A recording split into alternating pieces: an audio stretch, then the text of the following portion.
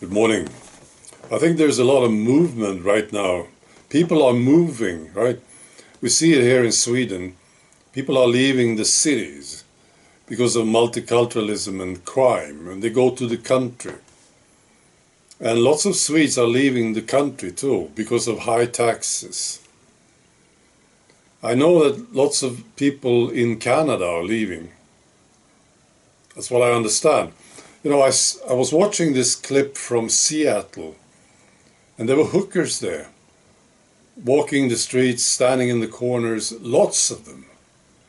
And I was surprised to see this so openly displayed. Now, maybe I didn't understand how quickly these states, these blue states, Democrat states, have deteriorated. I was listening to Bill Maher this morning, and he talked about it, how people are leaving the blue states because of ridiculous regulations and high taxes. Because of socialism, collectivism, right? They just leave after a while. So that's what's going on, I think. So decent people, they move to better places and they create something better, right? And then after a while, the retards will try to join them because they ran out of money. Socialism, collectivism didn't work.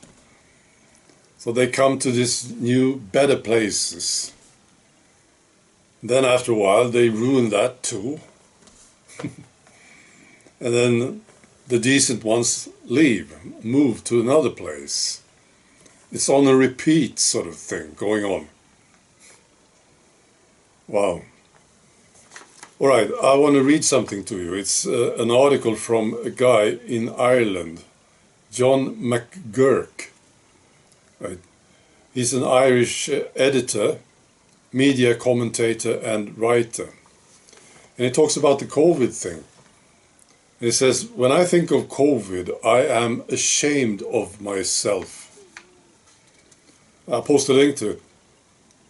He says, I look back on the first few weeks of that pandemic with utter shame. And I just read a small part of it, right? He says, I wrote in late February 2020 that the virus has a mortality rate of about 3%. That was indeed the publicly available information at the time, but it was catastrophically wrong. The reason it was catastrophically wrong was because it was calculating the mortality rate from confirmed cases. And of course, confirmed cases tended to be those who went to hospital in those first weeks with the virus. The actual mortality rate is now calculated at somewhere around 0.4%, fractionally higher than the flu. I'm sure 0.4% is wrong too, right? But you see his point. Now, I was wondering about, I have friends, I know people who are in relationships where they are purebloods and their partner is not. And I understand, they just stop talking about it. Those that I know about, right? They just don't talk about it.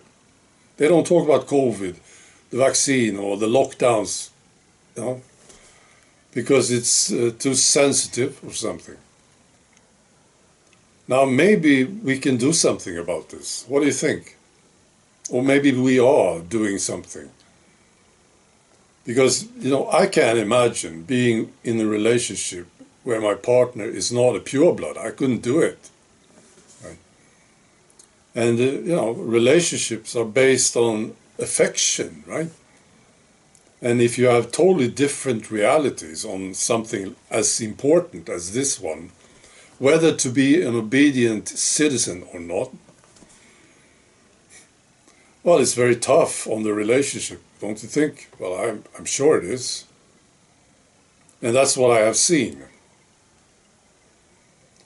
I'm sort of impressed with these people who can do it, right? Be in a relationship like this. maybe not impressed, but I'm surprised that they managed to do it.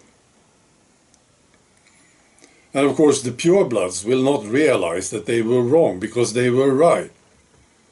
So they can't go back to being wrong. You can't go back to become an obedient citizen again. It's impossible, right? But those who are obedient, they are not willing to look into this, they don't want to talk about it, they can do something about it, right? And I think we can help them. Well, this guy changed his mind, didn't he? John McGuirk. And I know a lot of people do. So I'm looking forward to this. Maybe we can have a revitalization of relationships. We can see affection again. People in relationships being affectionate to each other again.